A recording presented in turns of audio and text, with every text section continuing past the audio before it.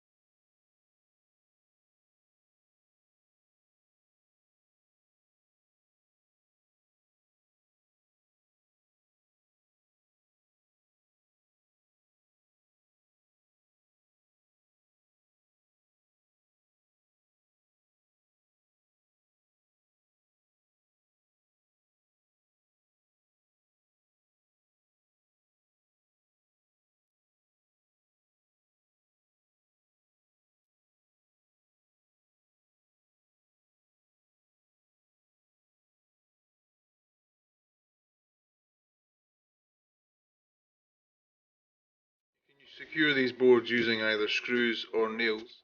If it makes it easier you can clamp them to a table or a bench or whatever to try and hold them in place. It is a bit tricky, but if you stick with it you'll make sure you get it done.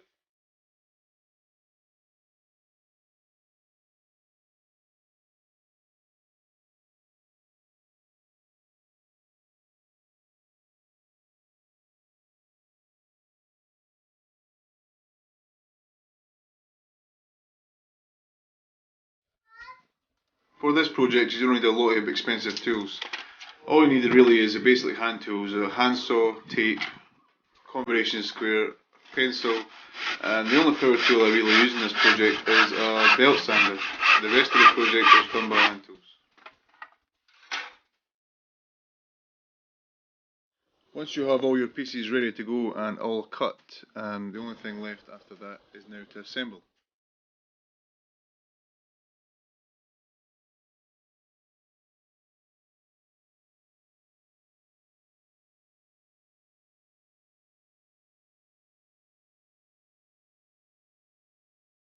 Always use the correct size of screws in your project. You never want the screws to come out the other end when you're screwing from one side. As you all probably know, there's different types of pallets.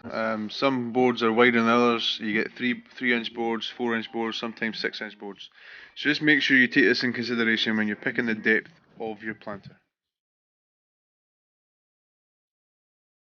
There is two ways you can achieve drainage at the bottom of your planter.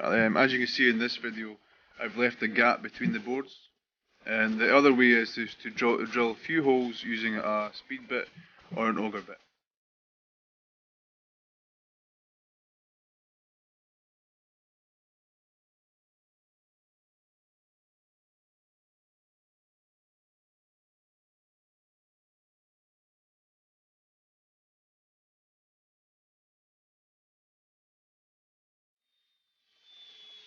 When sanding your project, like I said before, it's very much in what you like, how much rustic you wish, or you can sand it all the way to a smooth finish, going up to anything up to 240 grit sandpaper. Personally, I like to keep it nice and rustic, a little bit, rough around the edges. But like I say, just sand it to until you're happy with it, until you're happy with the look, whether it be rustic or smooth.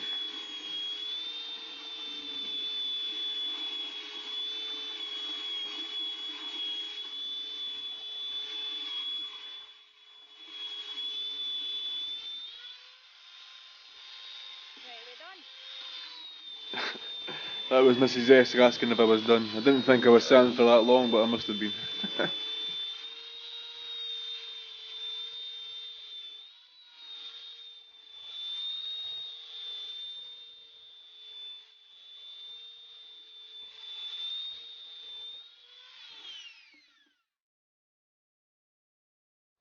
After using the power tools, power sander, I'd like to use some sandpaper, whether it be 120 grit, 80 grit, just whatever you've got lying about, just to smooth over the edges, around the corners, over the top of the boards, just so we make sure that if you ever do lift this and stuff, you don't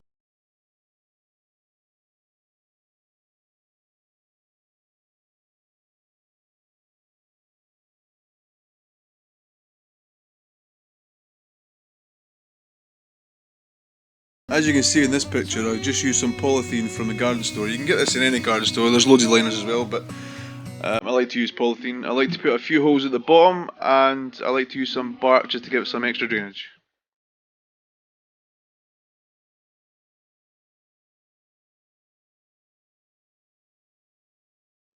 The finish that I've put on these boxes is just some Danish oil.